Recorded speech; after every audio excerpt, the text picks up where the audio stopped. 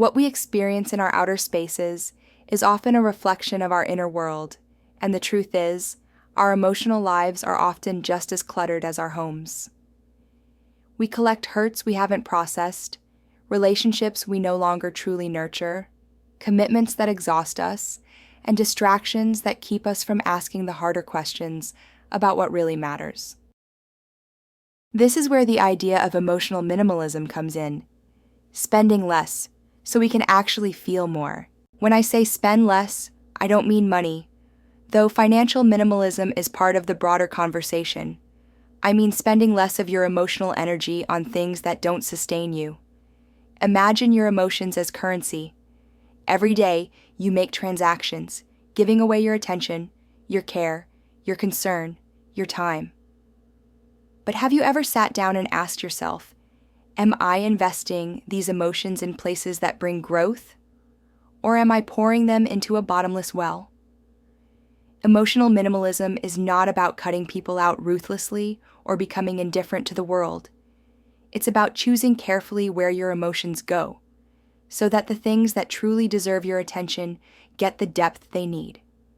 We live in a culture that equates more with better, more friends, more social media engagement, more experiences, more achievements.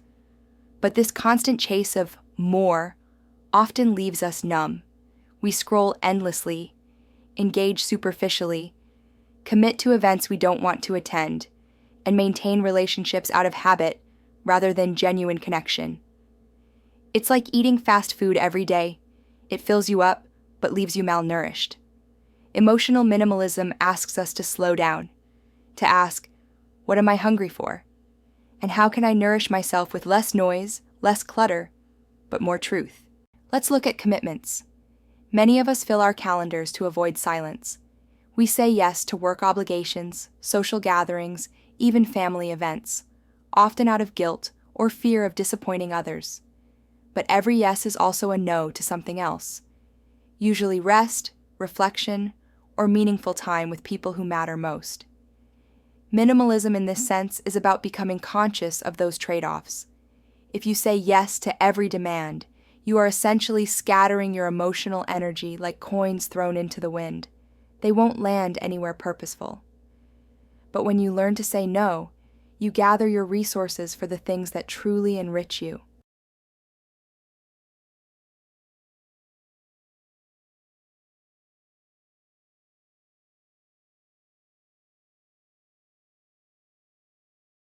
Another dimension of emotional minimalism is letting go of emotional hoarding. Many of us carry grudges, regrets, and disappointments for years. We replay old conversations in our heads, wonder what we could have said differently, or hold on to resentment because we believe letting go means the other person wins.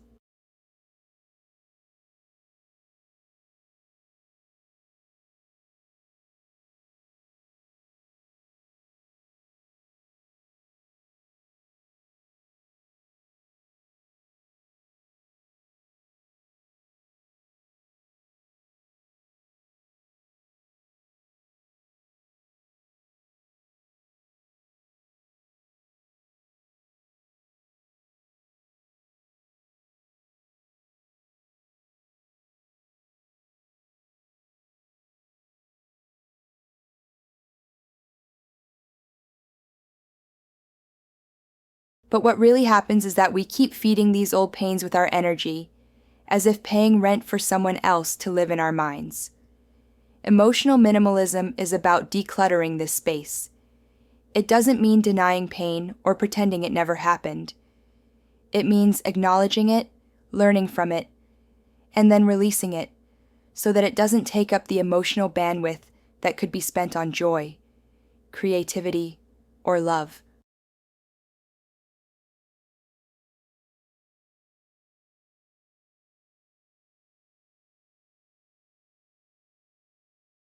One of the most powerful ways to practice emotional minimalism is through conscious presence. Think about how rarely we give undivided attention anymore. When was the last time you sat with someone and listened without checking your phone, without planning your response, without drifting into thoughts of what's next? Minimalism isn't just about subtraction. it's also about depth.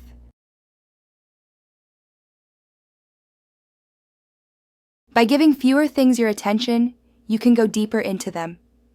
Imagine listening to music without distractions, feeling the layers of sound, or having dinner with a friend and noticing the expressions on their face, the warmth of their laughter, the pauses in their sentences. These small moments, when attended to fully, become infinitely more nourishing than the scattered consumption of many shallow interactions.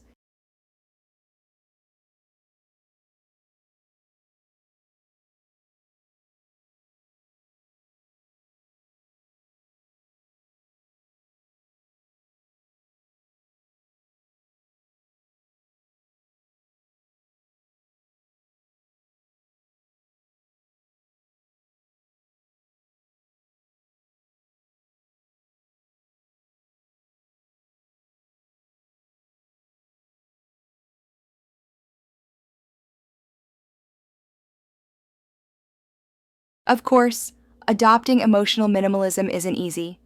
We are conditioned to believe that busyness equals importance, that more relationships equal greater worth, that having more experiences equals living fully. But deep down, we know this isn't true.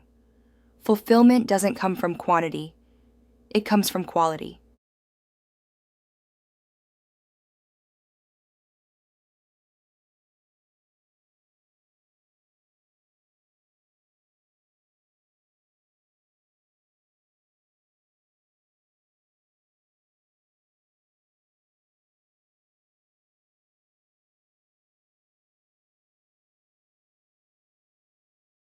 To start, you can ask yourself small but profound questions.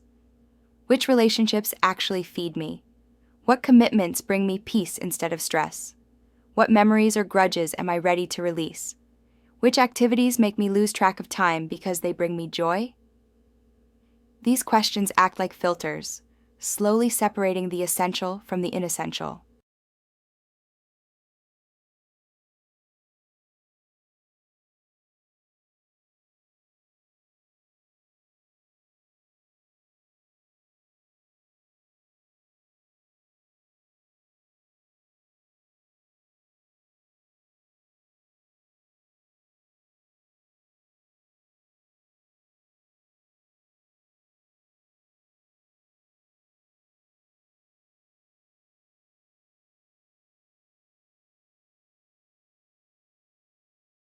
Another practice that helps is creating intentional pauses in your day.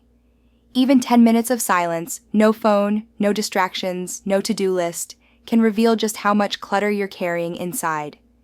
In that silence, you'll notice what's weighing on you, what you crave, what you need to let go of. Over time, these pauses act like the minimalist's broom, sweeping away the dust so that clarity can emerge.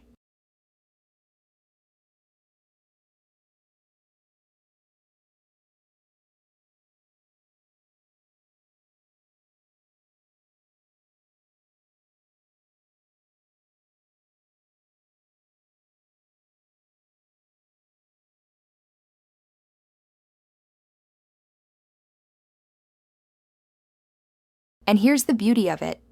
Once you embrace emotional minimalism, you find that your relationships become richer, your days calmer, your presence stronger.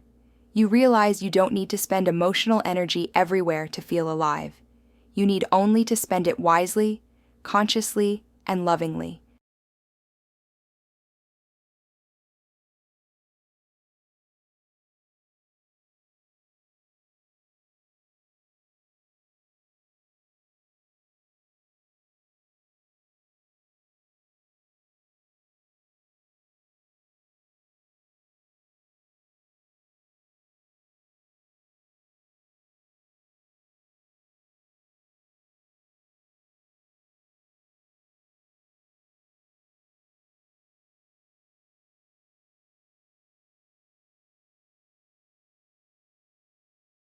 If this resonates with you, I invite you to reflect on the ways in which your emotional life may be cluttered right now.